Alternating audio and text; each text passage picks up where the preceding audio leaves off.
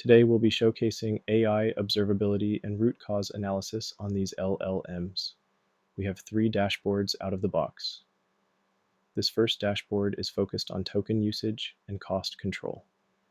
We have completion and prompt tokens, along with a total token consumption. From these metrics, we can apply formulas to calculate costs depending on which AI provider you are using. This dashboard also includes a few helpful metrics such as total requests, throughput, and requests per model per minute. This graph allows us to see a high-level view on which models are used the most and how often, which can be factored into cost analysis. Our second tab provides metrics around trust and security, or known as guardrailing. We're able to instrument the API calls that verify LLM interactions, and then visualize them as you can see here. A few important ones to note are toxicity, prevented PII leaks, and filtered topics. The graph on the right here gives a nice view into how often the guardrail is executed per minute. All of these widgets can easily be adjusted to stats, graphs, honeycombs, or other visualizations that make sense for the data. Moving on to our final tab, AI performance. This view gives a clean breakdown of how your models are performing. The first widget on the left here provides a nice overview of how popular each model is in your system. The dashboard includes other widgets which have information on errors to the server, hallucinations, relevance, and some machine-specific metrics. This widget in the bottom right is a great identifier of performance. We can see that the Mistral model is underperforming compared to the others. The response time is almost 3 times the other ones. Let's use a sense tracing capabilities to dive in a little deeper. We know that Mistral was underperforming, so we're going to search for that model here. This will populate with the recent traces. Selecting any of these is fine.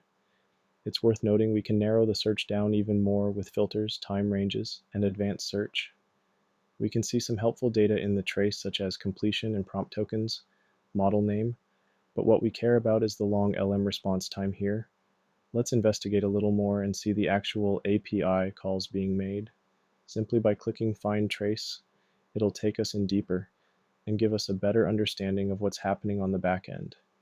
This is a breakdown of all the API calls made during the call to the model. We can see in total, it takes 1 minute and 14 seconds to complete.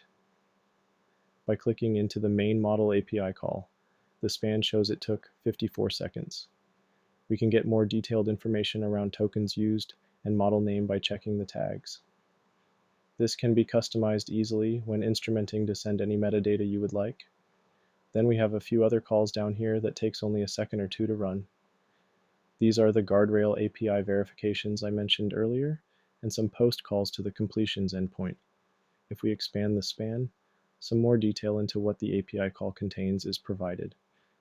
Here are the arguments being passed in the API call. You can see this guardrail call is concerning allowed topics. Some more metadata is provided in the span if we scroll down.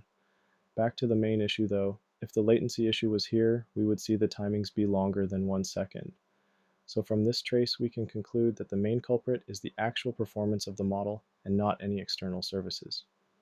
Between visualizations and tracing to root cause, Ascent gives a nice view into the health and performance of your AI models.